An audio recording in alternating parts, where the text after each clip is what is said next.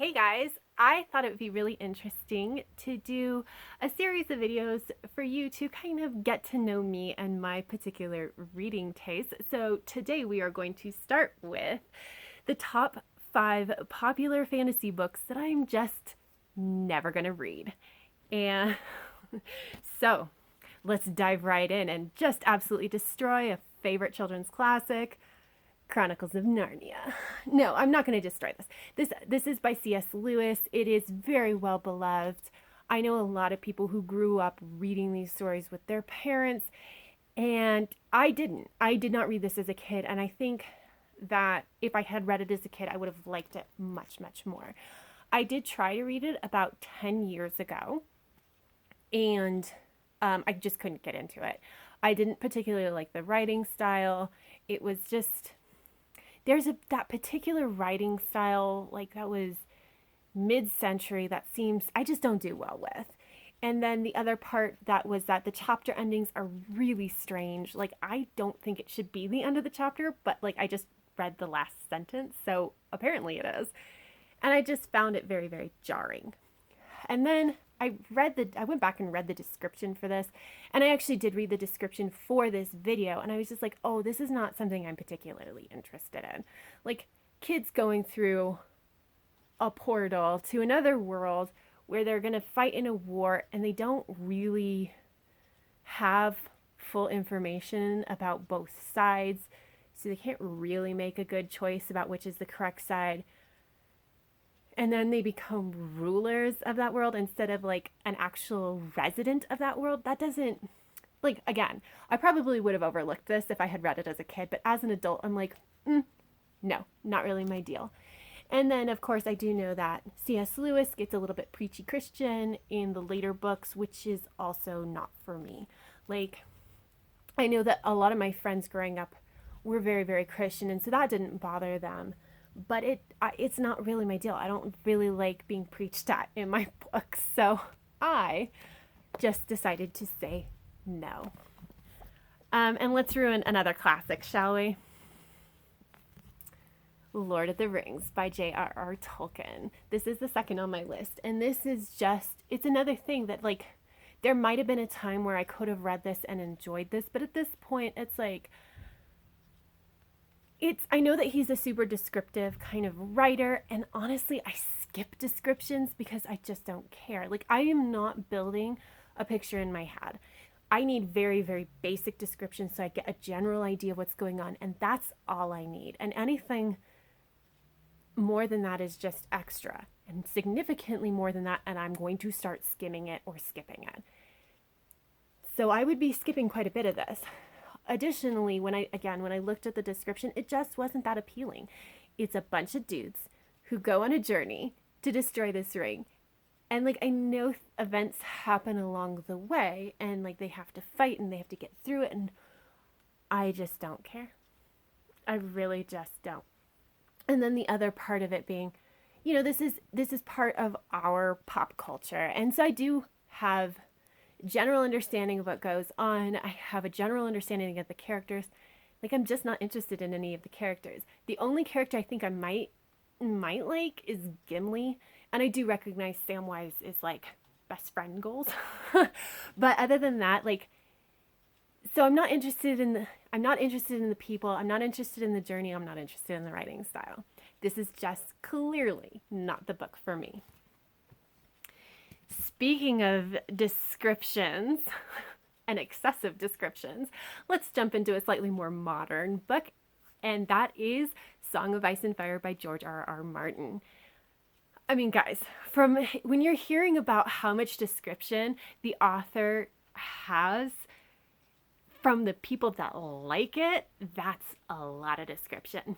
So I know that I would be skipping quite a bit. Additionally, I'm not really one for a strong or a significant amount of violence, especially sexual violence. Not really my deal. I read books to be entertained, and that to me is not entertaining. It actually makes me angry, which I don't really want to do. I don't want to walk away from a book angry. And so, okay, I'd be skipping all the violence and all the description. So that's a large chunk of the book. Like, I would be skipping so much. And then additionally, with George R.R. Martin, like he has taken this world and done a very wide kind of view. He's not narrowly focused. He's not focusing in on one family. He's focusing on all the families and telling all of the different storylines that kind of interweave and go together until we get to this conclusion. And that's awesome. Like in many respects, like I respect that style of writing. That's really hard to do. I just don't like reading it. The and part of that is just because I get super confused. It's really difficult for me to follow. And if I'm having to constantly reference things like family trees or like what happened previously or anything like that, it feels a lot like homework. And I don't really want homework to be able to read a book. And like, I understand why other people like it, even though it's not my particular taste. And obviously it's incredibly popular. It's just not for me. I mean, considering that it's like, there's a lot of description in the book. There's a lot of violence that I would be skipping. And then what remains is something that I'm going to have to really work hard to understand. So I'm just not going to read it. And then keeping it modern, but a slightly different subgenre, The Dresden Files by Jim Butcher. And this follows Harry Dresden, who is a magician who solves mysteries. And it's a very long urban fantasy kind of series. I actually read this book. I read this first book, and I remember walking away and being like, why does everybody like this series? It was wholly underwhelming. And I had been recommended reading this book by multiple family members, and I just didn't understand. So I actually went to them and I said, guys, like, really? This book? And they're like, oh, the series is great though. You just have to give it 4 or 5 books and then it gets really good. Like, no. I ain't got that kind of time. I don't need to give any series 4 or 5 books to get good. Like, and the thing is, like, I understand this is a debut novel. I understand debut novels not being as good, but as long as you give me a glimmer of something that you're going to do well, you give me that hope, you give me something to hold on to, I'll give you the next book. But there is nothing in here. And it is very noir-like, which is cool. Fantasy noir is a really interesting kind of subgenre. But the problem being, before I picked up this book, I started the October Day series, which is also fantasy noir. And it was just much more to my taste. And so, like, yeah. So it's just like, okay, like, and so I had an example of something that I thought personally was better. And then I was going to have to wait 4 or 5 books for it to get good about a character I don't particularly like. So I just said, I'll be done with that. And then if you weren't screaming already at me, I'm pretty sure I can make you scream with this one. And that is The Stormlight Archives by Brandon Sanderson. This is The Way of Kings. I know, it's a YouTube darling, and I have no interest in reading it. Let's start with, it's a mass market paperback, and that's how big it is. It is a chunk. It is 1,250 pages, guys. I don't think I've ever read a book that was more than 1,000 pages. And like, the closest I've ever come is Harry Potter, guys. Like, I just don't generally read really big books. And then I went and looked at the description on the back, and the description on the back was basically useless. So I went to Goodreads and I read the description there, and like, they still really couldn't sum up what was going on. And I thought, okay.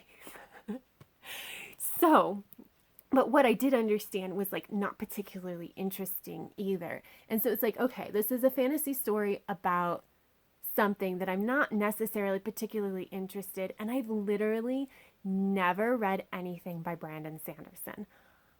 I know that is like very strange, especially on BookTube, but I have never read any Brandon Sanderson. So it's like, It's a storyline that I'm not sure that I'm going to like because I can't find a good description about it, that takes up 1,250 pages in the first book alone, written by an author I don't even know if I like. Oh my gosh, no. That is so many no's right there. And so, I mean, this is probably the one that I'd be most likely to actually eventually try, dependent. If I read a bunch of Brandon Sanderson and I absolutely love everything that I've written, I might give this a shot.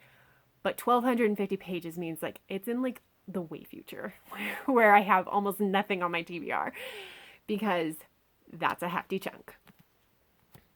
I did want to mention that some honorable mentions go to the Shadowhunter series by Cassandra Clare, as well as A Court of Thorns and Roses by Sarah J. Maas. I know that those are also well loved on BookTube. Well, Court of Thorns and Roses is like love-hate on YouTube. But I don't like either of them. I started one book in each series, ended up DNFing it, haven't gone back to it. And in case you're wondering, why, Alyssa, if you don't want to read those books, why do you have them? I don't. Those are all pulled from my husband's shelves. Like, he and I have vastly different reading tastes, and so he owns all those books. Even the Song of Ice and Fire, at one point, he owned those. So, there you go. I don't own them, but my spouse does. So, that's it. There we go. Let me know down below. Did I just trash one of your favorites? Do you agree with me? Do you disagree with me? What kind of really super popular fantasy books are you just absolutely not interested in reading? Next week, I should have more of a companion type piece, and that's going to be talking about the fantasy books that I am really interested in reading. And so until then, happy reading, and I will see you guys in the next video. Bye.